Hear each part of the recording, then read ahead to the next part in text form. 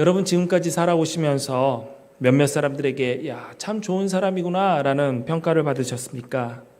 어느 기준으로 평가되든 누군가에게 좋은 사람이다 라는 말을 듣는 것은 너무나도 기분 좋은 일입니다. 히브리어로 토브라는 단어는 좋다, 아름답다 라는 의미를 가지고 있습니다. 창세기를 보면 하나님께서 천지를 창조하시는 과정에서 매일매일 한 사역을 마칠 때마다 보시기에 좋았더라 라는 말을 반복적으로 하셨습니다. 여기에서 좋았더라 라는 하나님의 감탄사가 바로 좋다라는 의미를 가진 토브입니다. 오늘 본문 말씀에 등장하는 어린 사무엘을 향해서 토브라는 단어가 사용되었습니다. 아이 사무엘이 점점 자라매 여호와와 사람들에게 은총을 더욱 받더라. 이 구절에서 은총으로 번역된 단어가 토브입니다. 사무엘은 하나님이 보시기에 좋고 아름다웠다라고 평가받은 것이죠. 그런데 사무엘은 하나님만 보기에 좋았던 것이 아니라 주변 사람들에게도 인정을 받았습니다. 또한 하나님과 주변 사람들에게 좋고 아름다운 평가를 받았다라는 말과 함께 사용된 표현이 점점 자라매입니다.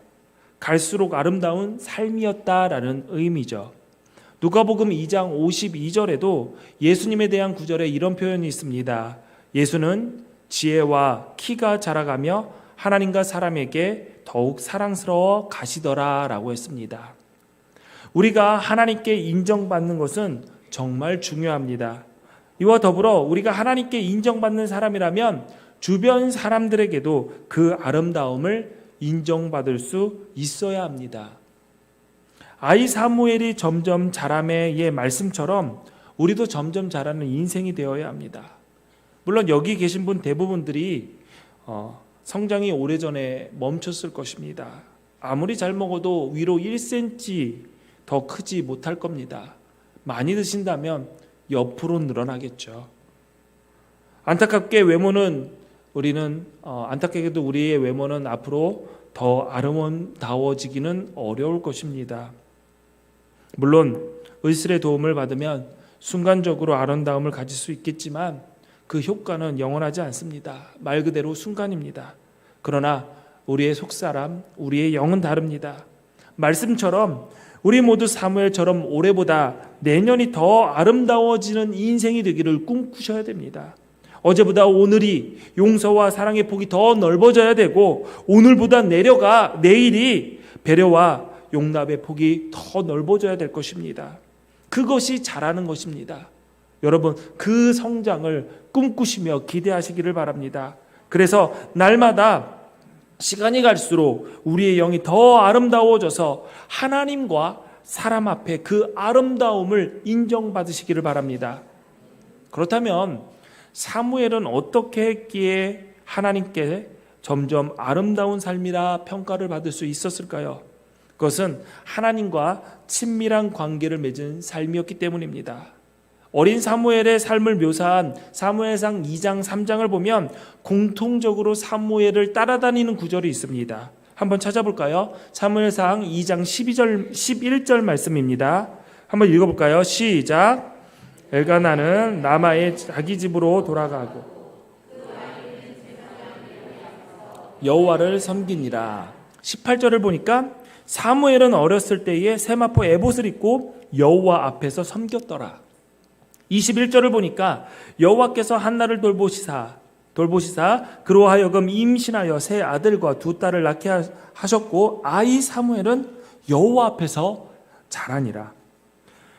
사무엘상 3장 19절을 보니까 사무엘이 자라매 여호와께서 그와 함께 계셔서 그의 말이 하나도 땅에 떨어지지 않게 하시니. 사무엘상 3장 21절을 보니까 여호와께서 실로에 다시 나타나시되 여호와께서 실로에서 여호와의 말씀으로 사무엘에게 자기를 나타내시니라. 우리가 읽은 이 말씀 중에서 공통적으로 사무엘에게 들어가는 표현이 있습니다. 여호와 앞에서 섬기더라. 여호와 앞에서 자라니라. 여호와께서 그와 함께 계셔서 여호와의 말씀으로 그에게 나타내시니라. 사무엘의 삶을 묘사하는 구절에 공통적으로 드러나는 그 표현은 하나님과 사무엘이 굉장히 가까운 친밀한 관계를 맺었다라는 것입니다. 사무엘이 갈수록 매력적이고 아름다운 사람이 될 수 있었던 것은 그가 어릴 때부터 하나님과 맺은 관계 때문입니다. 우리 다음 세대에게 가장 중요한 것이 있다면 그것은 바로 하나님과 관계 맺는 법을 가르치는 것입니다. 일상의 삶 속에서 길을 걸어가면서 친구들과의 관계 속에서 또한 어려움이 있을 때, 성적이 떨어질 때, 시험을 못 봤을 때, 또 혹은 시험을 너무 잘 봤을 때, 갑작스러운 난관과 성공 앞에서 우리의 다음 세대들이 본능적으로 하나님을 떠올리고 그분 앞에서 무릎을 꿇고 기도하며 하나님께 도움을 구할 수 있도록 가르쳐야 됩니다. 그렇게 해서 하나님과 친밀한 사귐을 잇는 자녀의 삶으로 이끌어야 되고 그 자녀의 삶은 절대로 무너지지 않고 더 아름다운 인생이 될 것이라는 것이 성경을 통해서 우리에게 보여주신 하나님의 약속입니다.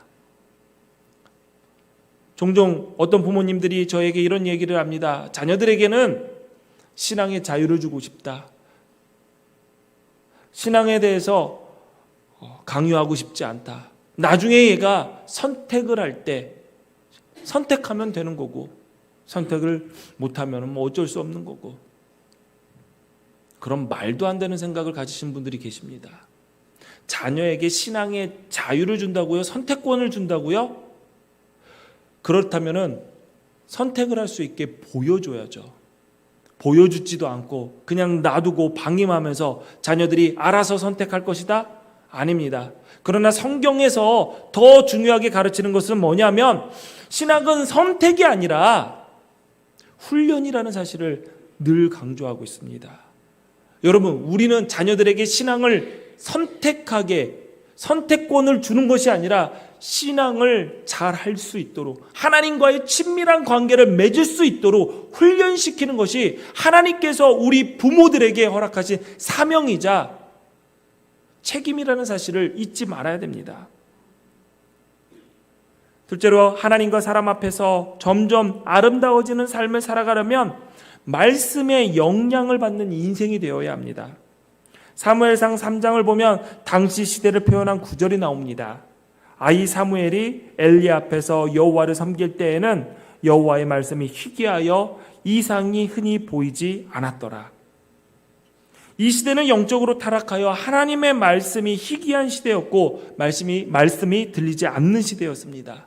이에 반해 21절을 보면 여호와께서 실로에서 다시 나타나시되 여호와께서 실로에서 여호와의 말씀으로 사무엘에게 자기를 나타내시니라.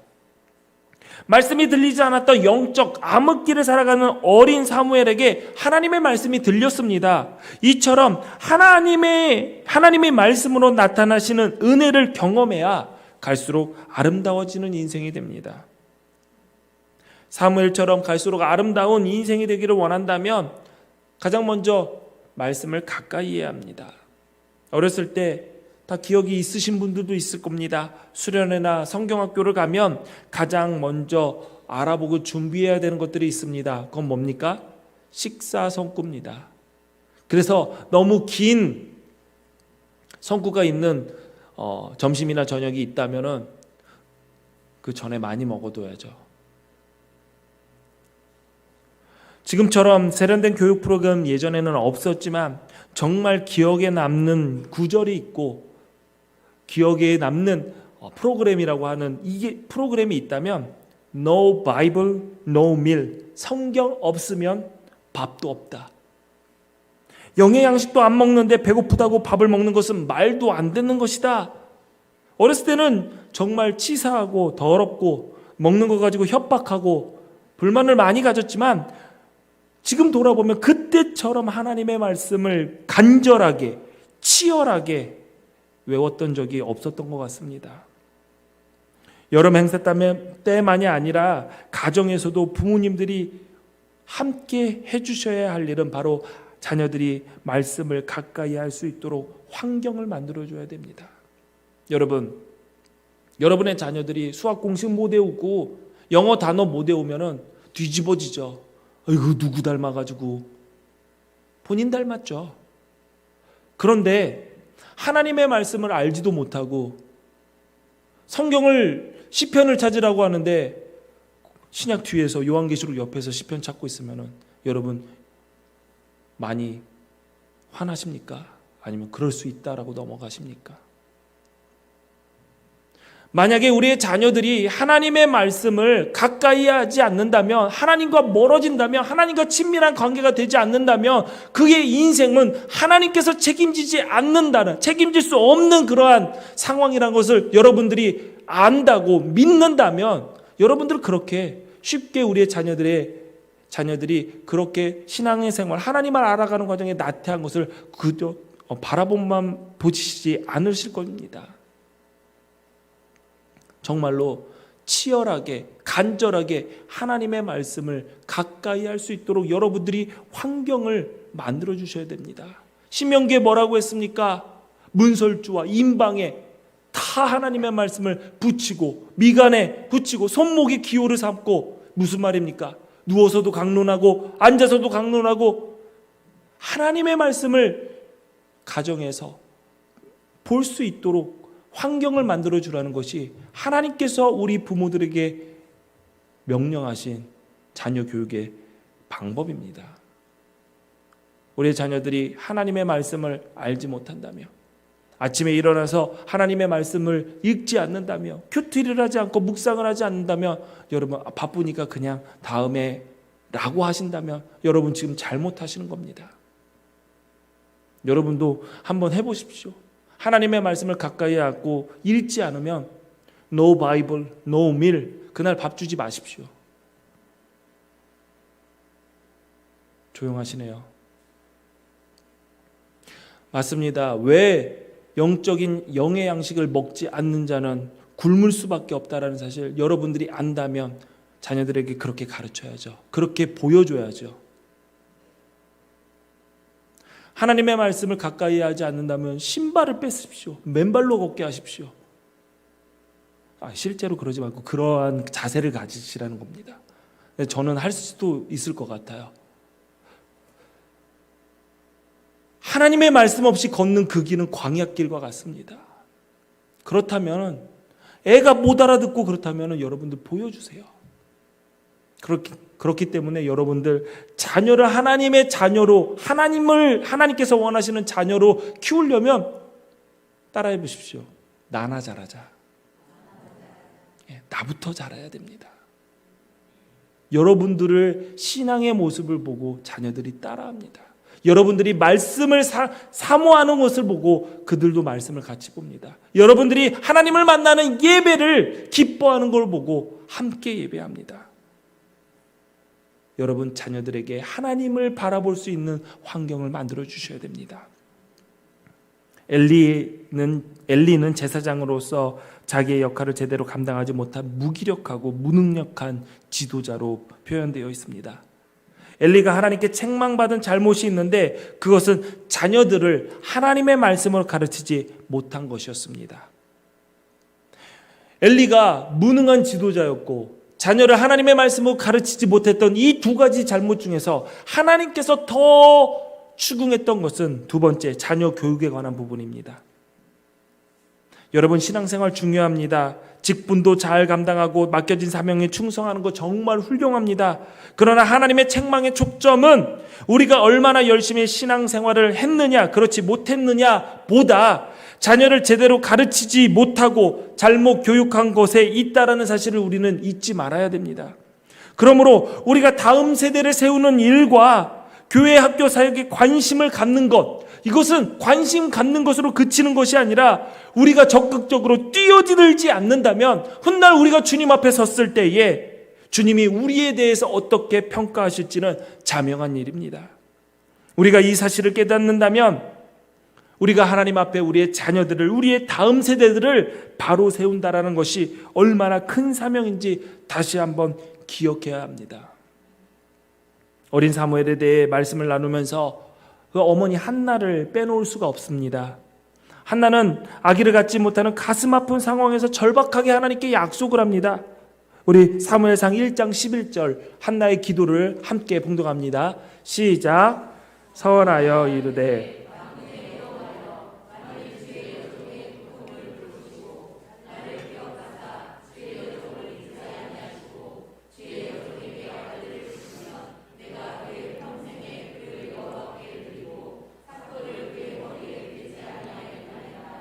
아멘.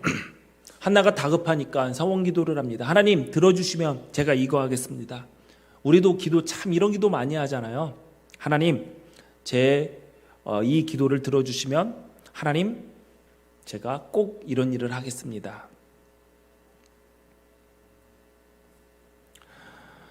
다급할 때 이런 약속을 할 때가 많습니다. 하나님으로부터 사무엘을 선물 받은 이후에 한나가 그 약속을 지켜가는 태도를 우리는 주목해 볼 필요가 있습니다. 사무엘상 1장 26절에서 28절까지를 보니까 한나가 이르되 내 주여 당신의 사심으로 맹세하나이다. 나는 여기서 내 주 당신 곁에 서서 여호와께 기도하던 여자라.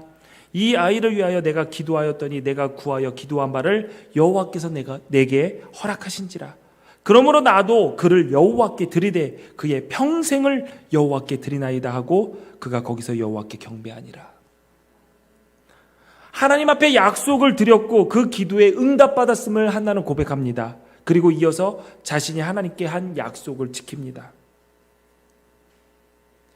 여러분 하나님과의 약속을 지키십니까? 하나님께서 여러분과의 약속을 지키고 계시고 은혜로 도우시고 함께 하시는데 여러분은 하나님과 맺은 약속을 여러분 편에서는 지키고 계십니까? 언제 아는 목사님들과 함께 가까운 곳에 식사를 하러 잠깐 바람 쐬러 다녀온 적이 있습니다. 그런데 가는 길에 문제가 생겼습니다.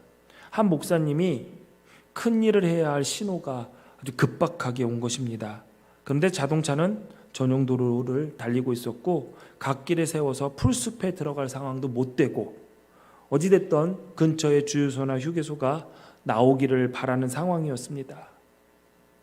우리는 놀리기 시작했습니다. 여기가 나무 옆에 주면 나무에게도 좋고 사실 아무도 목사님 똥 싸는 거 관심 없으니까 그냥 편하게 보십시오.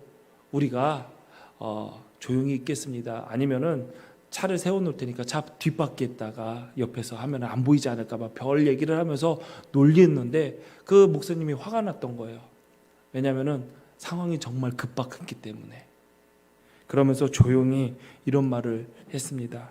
내 전 재산을 털어서 이곳에 조그마한 화장실을 짓고 싶다. 다행히 큰일이 터지기 전에 처리할 수 있는 구원의 장소가 나타났고 무사히 그 목사님은 일을 마쳤습니다. 돌아오는 길에 한 목사님이 우스갯소리로 이런 얘기를 했습니다. 이곳에 곧 있으면 조그마한 화장실이 세워질 것이라고 어떤 한 분이 전 재산을 투자해서 이곳에 조그마한 화장실을 짓기로 했다고. 그랬더니 조용히 웃으면서 이곳에 무슨 화장실이 필요하냐고 그냥 알아서 볼일 보는 거지. 여러분 들어갈 때랑 나올 때랑 이렇게 다른 것이죠. 사실 급할 땐 하나님 앞에 다들이 그처럼 말해놓습니다. 순교도 각오를 합니다. 그러나 응답받으면 마음이 달라지는 게 죄성을 가진 우리의 인간의 연약한 모습 아닙니까? 또한 자신이 바로 앞에 감당해야 할 일을 피하기 위해서 이런저런 형편과 상황을 둘러대는 말로 넘어갈 때가 너무나도 많습니다. 시편 15편 4절에 보니까 그의 마음에 성원한 것은 해로울지라도 변하지 아니하며 라고 했습니다. 약속을 지키는 문제는 사람과 사람 간의 신의의 문제, 도덕적인 문제이기도 하지만 이전에 그 약속은 하나님과의 영적인 문제임을 잊지 마시기를 바랍니다. 우리는 하나님과 사람 앞에 시건하지 말아야 됩니다. 약속을 하고도 못 지킬 수 있는 상황이 올 수도 있습니다. 그러나 약속했다면 그것을 지키기 위해 몸부림치는 신실함이 바로 하나님의 신실함을 닮는 자녀인 우리의 모습이기도 해야 합니다. 한나가 지켰던 약속을 볼까요? 첫째로 하나님은 어린 사무엘을 실로로 떠나보냈습니다. 실로는 하나님의 언약궤가 있었던 하나님께 제사했던 장소입니다. 한나는 남편인 엘가나에게 사무엘이 젖되는 때에 실로를 떠나보낼 것이라 말을 했습니다. 그리고 사무엘이 젖을 뗄 때까지 양육하다가 약속한 대로 사무엘을 실로로 보냅니다. 여러분 아이들이 젖을 뗄 때가 몇 살입니까? 2-3살 아닙니까? 얼마나 예쁠 때입니까? 그 예쁠 때 그 예쁜 아이를 실로로 한나는 떠나보냅니다. 우리가 알고 있는 한나의 내용은 여기까지입니다. 그런데 사무엘상 2장 19절에 보니까 한나가 실로로 사무엘을 떠나보내고 그것으로 끝낸 것이 아님을 알게 합니다. 우리 19절 말씀 한번 읽어볼까요? 시작.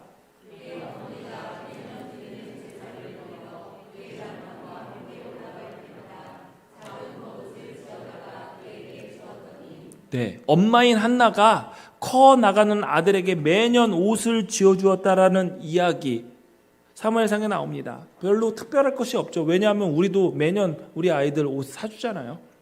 그러나 이 구절은 한나가 아들 사무엘에게 일상적으로 일상에서 입고 다니는 옷을 매년 지어주었다라는 말이 아닙니다. 레위기 8장 7절에 보면 제사장이 입는 옷의 순서가 나옵니다. 속옷을 입히고 띠를 띄우고 겉옷을 입고 그 위에 에봇을 걸치게 됩니다. 아론이 제사장 직분을 수행할 때 입던 옷들이 이 레위기 8장에 열거가 되는데 여기서 말하는 겉옷은 에봇 전에 입는 옷을 말합니다. 무슨 말입니까? 한나가 사무엘에게 지어준 겉옷은 일상에서 입는 복이 아니라 하나님의 일을 감당할 때 입는 옷이었던 것이죠. 그 옷을 매년 지어 보내면서 한나는 무슨 생각을 했을까요? 하나님께 쓰임받는 신실한 제사장이 되었으면 좋겠다라는 그 기대와 기도와 그 마음의 소원을 아들에게 매년 옷을 새로 지어주면서 그 일 잘 감당해라 라고 하면서 보내준 건 아닙니까? 여러분, 자녀 교육에 대해서 부모들의 경향은 크게 두 가지로 나뉩니다. 어떻게든 내 자식으로 내가 키워보겠다고 안달복달하는 부모와 아예 신경도 안 쓰고 떠내보내고 누군가에게 맡겨버리는 경우가 두 가지입니다. 여러분은 어떤 부모입니까? 어떻게든 내 품에서 내가 알아볼 수 있는 그곳에서 그 아이를 붙들고 내가 곁에 있어주면은 걔가 잘할 거야. 내가 하라는 대로 하면은 내 자식이 성공할 거야. 그렇게 생각하십니까? 한 번은 저희 아내가 하는 학원에서 강사를 구하기 위해서 면접을 봤습니다. 실력도 괜찮고 인물도 괜찮고 얼굴도 밝고 그래서 강사로 쓰기로 했어요. 근데 출근하기로 약속한 날 그 선생님, 그 강사 아버지가 전화를 하더니 우리 딸이 이런저런 사정이 있어서 그쪽 학원에 나가지 못하게 됐다. 죄송하다, 양해 바랍니다 라고 이렇게 전화하는 거예요. 어려운 전화 자신이 하기 어려우니까 아빠한테 부탁한 것 같은데 그걸 부탁한 자식이나 그 부탁을 들어주고 대신 전화해주는 아버지나 저는 좋은 모습이 아니라고 생각을 합니다. 이 자리에서 혹시 자녀를 품에 끼고 안달복달하시는 분 계십니까? 그렇다면 성령께서 여러분들에게 은혜를 주셔서 한나처럼 자녀를 영적인 실로로 떠내보내는 결단을 하시기를 부탁을 드립니다. 여러분, 떠나보내면 고생할 것 같은데 사실 떠나보내지 못하고 내 품에 품어서 자녀를 고생시키는 경우도 있습니다. 야곱의 엄마 리브가입니다. 하나님은 리브가가 야곱을 낳을 때 분명한 약속의 말씀을 주셨습니다.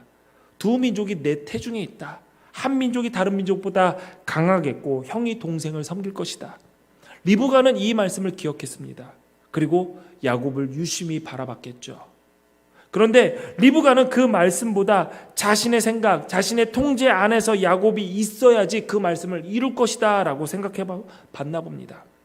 그래서 야곱이 사내답지 못하고 만날 아버지께 꾸지람이나 받고 부실하니까 야곱 뒤에서 한 묘책을 생각을 합니다. 무슨 묘책입니까? 여러분들 잘 아는 형의 장자권을 탈취하도록 다 큰 그림을 그리고 계획을 짜놓고 야곱을 사주를 합니다.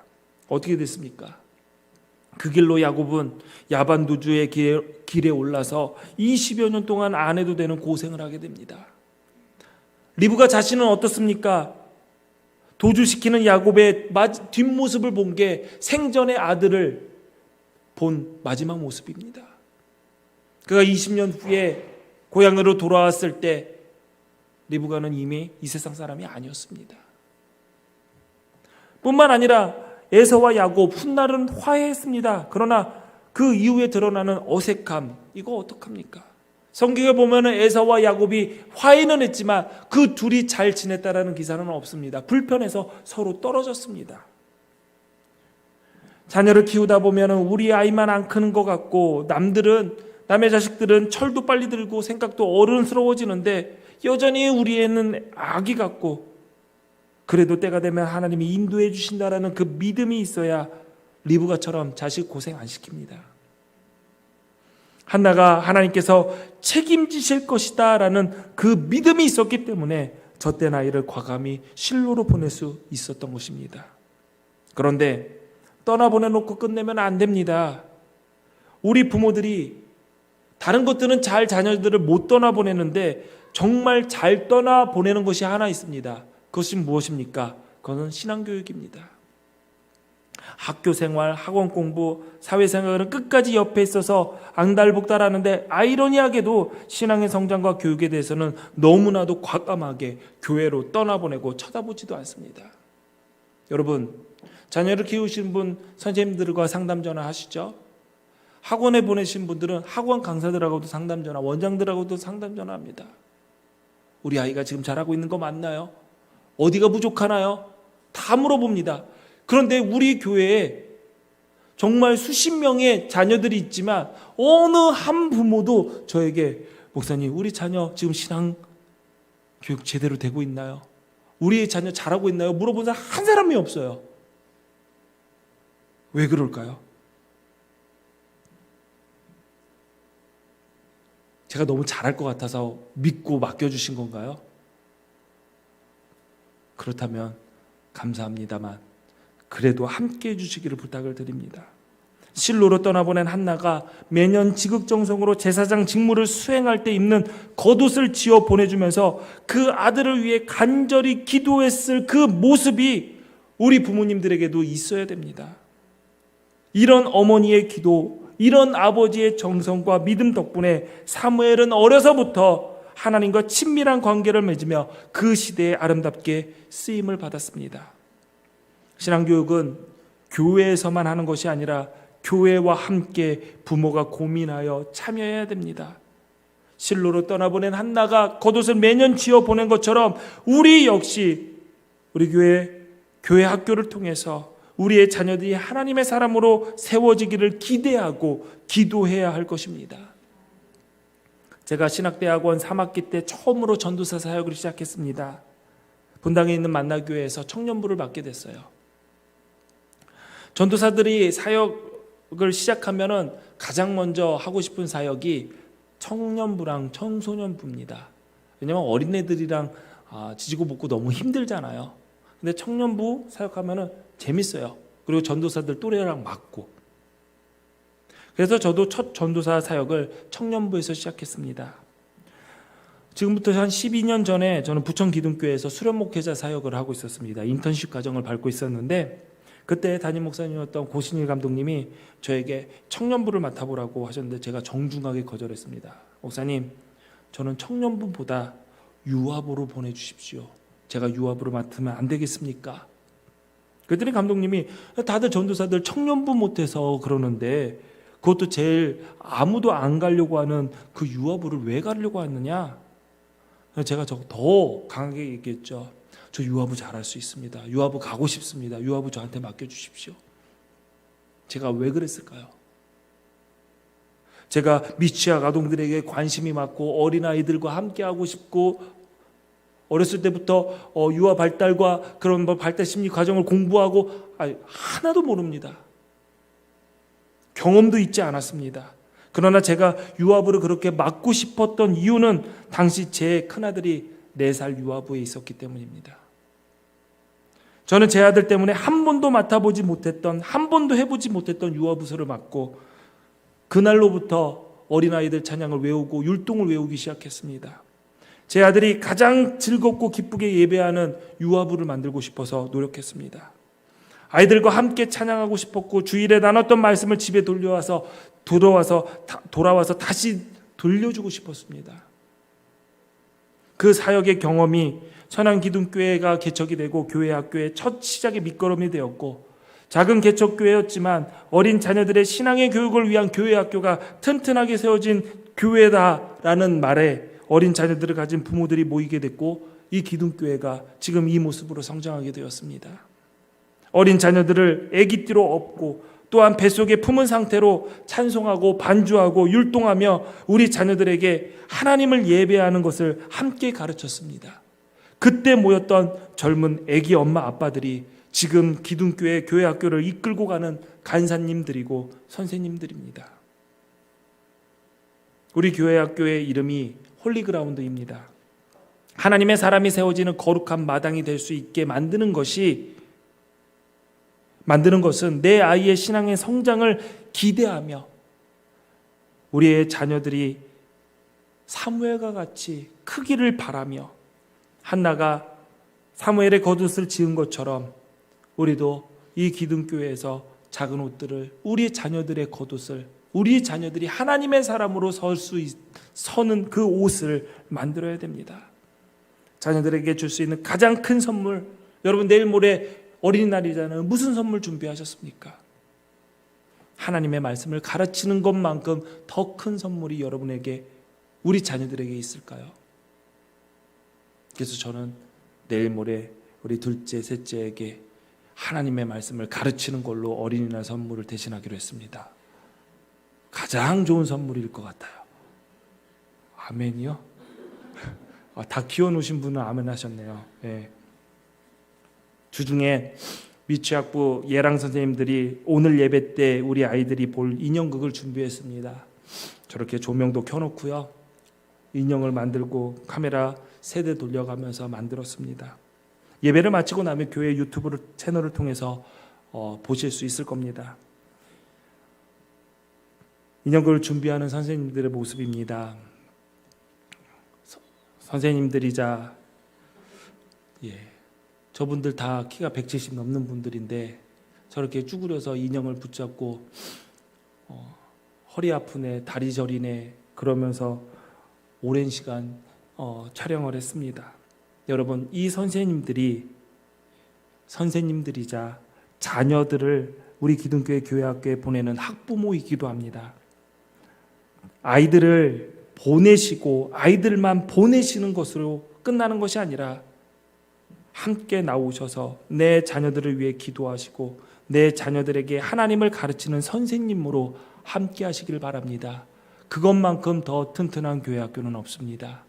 여러분, 우리 기둥교회는 교회 학교를 통해서 부흥하고 성장하고 하나님께서 세우셨습니다. 늘 얘기합니다. 우리 교회의 복의 통로는 어린아이들 다음 세대로부터 온다. 그렇다면 여러분, 이 일에 함께 하실 때 하나님의 놀라운 은혜와 복이 여러분 가운데 임하실 겁니다. 여러분, 한나가 기도해서 얻은 열매, 사무엘은 정말 타락했던 사사시대와 이스라엘의 전성기라고 할 수 있는 다윗 왕시대의 가교 역할을 감당했습니다. 정치적 과도기에 그 사회가 얼마나 혼란스러웠겠습니까? 그런 시기에 이스라엘이 하나님의 마음에 드는 왕을 세우고 안정을 찾을 수 있었던 것은 사무엘이라는 지도자가 있었기 때문에 가능한 것입니다. 또한 사무엘은 끝까지 하나님께 충성한 사람이자 타락한 이스라엘 백성들을 다시 하나님 앞으로 이끈 영적인 지도자였습니다. 여러분, 우리 교회에 사무엘과 같은 지도자가 수십 명, 수백 명 세워지기를 바랍니다. 한나와 같이 하나님께서 주실 자녀를 기다리며 지금도 가슴치며 하나님 앞에 엎드려 기도하는 성도의 가정에 사무엘과 같은 인물을 허락하시기를 주님의 이름으로 축원합니다. 또한 여러분의 자녀들이 혼탁한 이 세상에서 하나님에 대한 믿음을 지키며 이 시대의 영적 회복을 주도해 나갈 귀한 하나님의 일꾼들로 자라나기를 바랍니다. 이 자리에 함께 예배한 하나님의 백성들이 한나와 같이 하나님께서 선물로 주신 자녀를 하나님께 의탁함과 동시에 매년 겉옷을 새로 지어 보내며 눈물로 기도하며 기대하는 부모가 되기를 바랍니다. 그래서 우리와 우리의 자녀들이 매일매일 자라며 하나님과 사람 앞에 좋다, 아름답다 칭찬받길 바랍니다. 하나님께서 우리와 우리의 자녀들과 은혜 가운데서 함께 하십니다. 기도하겠습니다.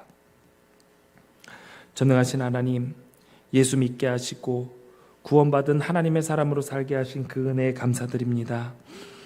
우리가 가진 마음속의 생각들, 세상적인 관심에, 그리고 우리의 자녀들도 세상적인 욕심으로, 인간적인 욕심으로 키울 때가 너무나도 많습니다.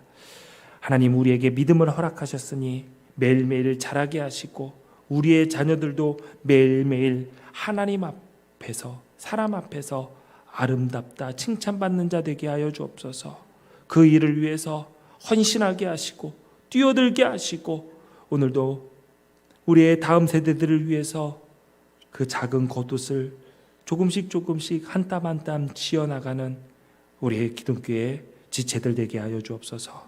구별된 예물 하나님께 드립니다. 하나님께서 받으시고 하나님의 뜻 가운데 사용하여 주옵소서.